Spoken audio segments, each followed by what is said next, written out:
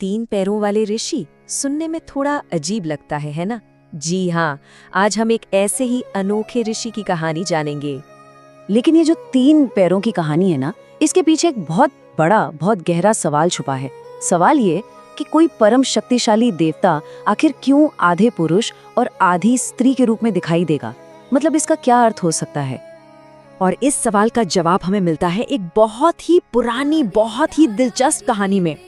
ये कहानी है एक ऐसे भक्त की जिसकी जिद, जिसका हठ इतना ज्यादा था कि उसने सिर्फ अपनी ही नहीं बल्कि परमात्मा को देखने की हमारी पूरी समझ को ही हमेशा हमेशा के लिए बदल कर रख दिया। तो चलिए इस कहानी में गहराई से उतरते हैं, मिलते हैं उस असाधारण भक्त से और उस दिव्य जोड़े से जिनकी ये कहानी आज भी हमें जिंदगी का एक बहुत गहरा सबक सिखाती है। तो कहानी के जो मुख्य किरदार हैं वो है ऋषि भृंगी। वो एक महान ऋषि थे, एक बड़े तपस्वी और भगवान शिव के इतने बड़े भक्त थे कि जिसकी कोई कल्पना भी नहीं कर सकता। लेकिन उनकी भक्ति थोड़ी कह सकते हैं एक तरफा थी। वो सिर्फ और सिर्फ शिव की पूजा करते थे, किसी और की नहीं। उन्होंने एक प्रण ले रखा था कि परिक्रमा करेंगे तो सिर्फ शिव की। अब इसका सीधा सा मतलब ये हुआ कि उन्होंने शिव की अर्धांगिनी देवी पार्वती को अपनी पूजा में कोई स्थान ही नहीं दिया, उन्हें पूरी तरह से नजरअंदाज कर दिया। और बस यहीं से कहानी में एक दिलचस्प मोड़ आता है। तो सोचिए, एक तरफ ऋषि भृंगी का ये अटूट संकल्प था और दूसरी तरफ वो दिव्य जोड़ा शिव और पार्वती, जिन्हें कोई अलग कर ही नहीं सकता। तो जब ये दोनों आमने सामने आए तो फिर क्या हुआ होगा, चलिए देखते हैं। अब यहाँ से मामला और पेचीदा होता गया। भृंगी आए, उन्होंने सिर्फ शिव की परिक्रमा करने की कोशिश की, लेकिन देवी पार्वती उनके मन की बात जानती थी। वो तुरंत शिव की गोद में जाकर बैठ गईं। अब तो परिक्रमा करना नामुमकिन हो गया। पर भृंगी भी कहाँ मानने वाले थे। उन्होंने एक छोटे से भंवरे का रूप धर लिया और सोचा कि दोनों के बीच से निकल जाएंगे। लेकिन इसके जवाब में जो हुआ वो तो किसी ने सोचा भी नहीं था। शिव और पार्वती ने एक होकर एक ही शरीर धारण कर लिया और इसी अटूट मिलन से जन्म हुआ अर्धनारीश्वर स्वरूप का।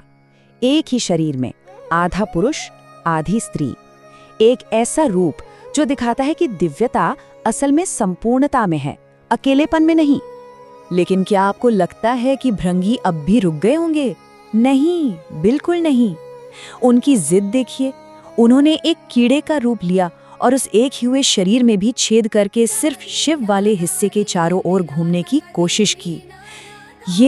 ये भक्ति की नहीं बल्कि हठ की पराकाष्ठा थी। भृंगी के इस काम ने तो सारी हदें ही पार कर दी। अब कहानी एक ऐसे मोड़ पर आ पहुंची थी जहां एक तरफ एक बहुत कड़ा सबक दिया जाना था, तो वहीं दूसरी ओर दिव्य करुणा भी अपना रूप दिखाने वाली थी। अब देवी पार्वती का धैर्य जवाब दे गया। उन्हें क्रोध आ गया। उन्होंने भृंगी को श्राप दिया, तुमने स्त्री तत्व का इतना अपमान किया है तो तुम्हारे शरीर में जो कुछ भी माँ से यानी स्त्री से मिला है वो सब अभी नष्ट हो जाए। और शास्त्रों के अनुसार हमारे शरीर का मांस और रक्त हमें माँ से मिलता है। तो श्राप लगते ही, पलक झपकते ही भृंगी के शरीर से सारा मांस और रक्त गायब हो गया। वो सिर्फ हड्डियों का एक ढांचा बनकर जमीन पर ढह गए। अपने भक्त की ये हालत देखकर शिव का दिल पिघल गया। उन्हें बहुत दया आई। उन्होंने भृंगी को खड़ा होने के लिए, उन्हें सहारा देने के लिए एक तीसरा पैर दे दिया ताकि वो एक तिपाई की तरह, एक ट्राइपॉड की तरह संतुलन बनाकर खड़े हो सकें। और इसी तरह ऋषि भृंगी को मिले उनके वो तीन पैर। इस पूरे अनुभव ने भृंगी को अंदर तक बदल दिया। उन्हें अपनी भूल का एहसास हो गया। तब उन्होंने प्रार्थना की, हे प्रभु, हे माता, मुझे इसी रूप में रहने दीजिए। मैं चाहता हूँ कि मेरा ये शरीर दुनिया को हमेशा ये याद दिलाता रहे कि पुरुष स्त्री के बिना अधूरा है, कि शिव शक्ति के बिना अधूरे हैं। ये था एक भक्त का सच्चा ज्ञानोदय। तो ये कहानी सिर्फ एक जिद और उसके अंजाम की नहीं है, नहीं, इसके पीछे एक बहुत गहरा फलसफा, एक बहुत गहरी फिलॉसफी छिपी है। चलिए शिव और शक्ति के इस अद्भुत संतुलन को थोड़ा और समझने की कोशिश करते हैं। देखिए, इस दर्शन के हिसाब से शिव जो हैं वो पुरुष तत्व हैं, मतलब वो हैं शुद्ध चेतना, प्योर कॉन्शियसनेस। वो शांत और स्थिर नींव जिस पर ये पूरा ब्रह्मांड, ये पूरी सृष्टि टिकी हुई है, वो अस्तित्व है। और दूसरी तरफ है शक्ति, जो स्त्री तत्व का प्रतीक है। वो है दिव्य ऊर्जा, वो डायनामिक एनर्जी है जो उस चेतना को क्रिया में बदलती है। अगर शिव होना है तो शक्ति होने की प्रक्रिया है। इस दुनिया में जो कुछ भी बन रहा है, जो भी हलचल है, उसके पीछे की शक्ति वही है। और इन दोनों को अलग करना नामुमकिन है, ये हमेशा एक साथ हैं।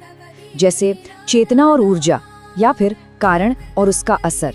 एक बहुत अच्छा उदाहरण है समुद्र और उसकी लहर का।